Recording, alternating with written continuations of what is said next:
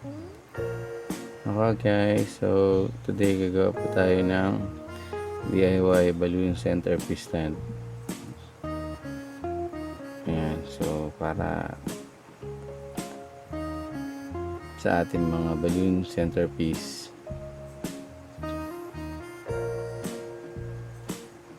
Okay, so materials na kailangan po natin ay tiles, balloon cups.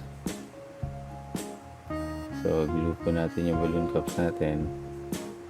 Lagyan po natin siya ng glue.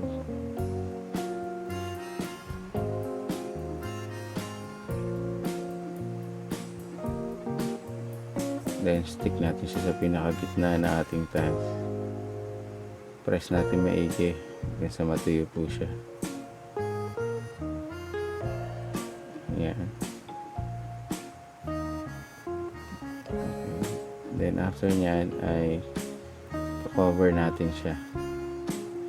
So sa pag-cover ng tiles, so pwede kayong gumamit ng different colors depende sa theme or color ng balloon na gagamitin nyo. So for this sample ay gagamit ko itong gold.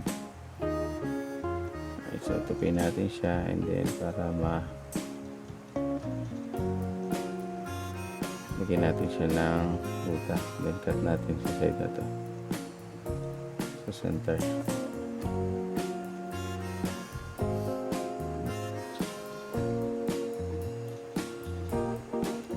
Ayan. Then tape lang po natin sa gitna para may support siya, para hindi siya gumagalaw. Okay. And then tape lang sa likod. Make sure lang po na nakadikit siya maigi. Ayan. So itong stand na to gagamit natin pag gagawa tayo ng mga topiary table centerpiece, and then mga flower centerpiece. So matibay siya, sturdy siya. Yan, tape lang natin. So very helpful siya, and then pwede nyo pa siyang i-recycle kasi tile siya. Pwede nyo siya magamit sa maraming event nyo.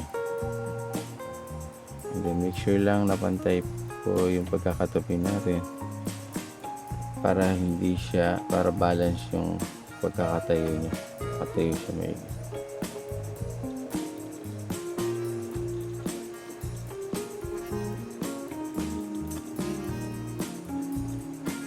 Yan. Tignan pa natin dito. Ito pa. Oops. Kulang pa. Dagdagan natin. Ayan. Okay. So, ito na po yung base natin. Gagawin na lang natin is i-glue yung pinaka